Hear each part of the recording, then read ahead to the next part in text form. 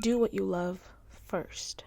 Lately, I've been fighting an internal battle, and I feel like now it's the perfect time to kind of bring it up and just talk about it and talk about like where I'm at mentally. I have felt caged, and I felt like my life wasn't really mine for about like 2 to 3 weeks. It felt like my days were consumed by routines I just did not choose, but didn't have the energy to change. I felt so robotic, waking up at 7 when I actually should be waking up at 6:30, but rushing to work, clocking out, walking home in the cold and in the dark, shout out daylight savings, but it felt like my life and my world belonged to everyone else and not me.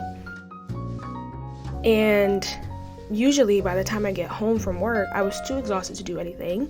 Well, not really too exhausted, because I would have the time to spend doom scrolling for like hours in bed, but nothing really meaningful.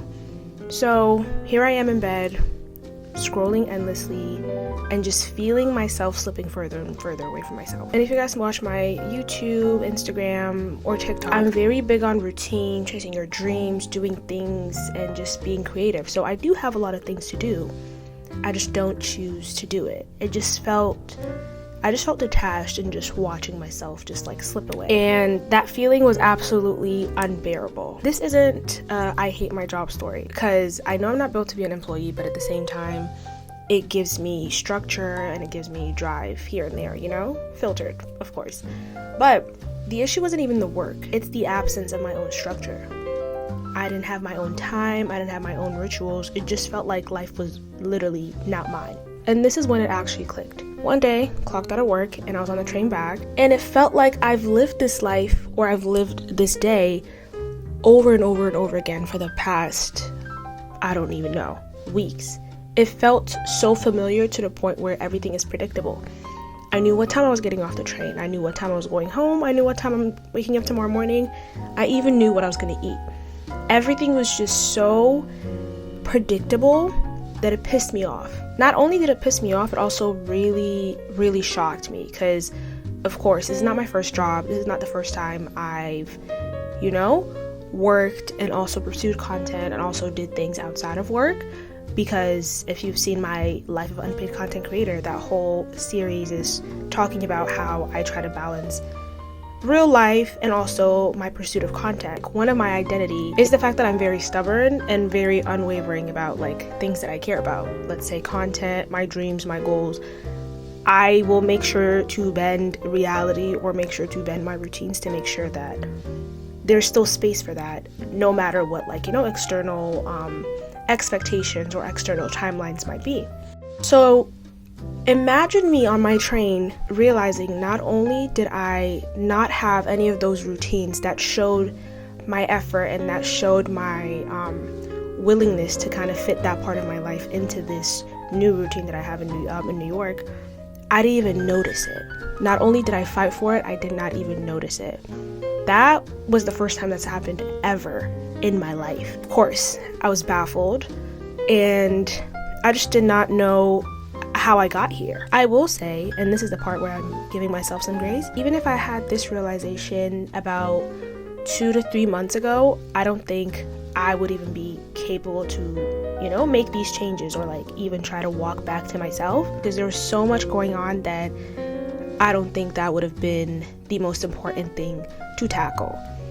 And for context, I recently moved to New York. It's been about 6 months since I've been here, so yay, half a year. Glory be to God. Because of that, life has been so exciting but chaotic as well. Having to settle, the hustle, the drive, making new friends, the fact that every single thing is new, that was the big thing for me. And of course, I'm really big on my routine.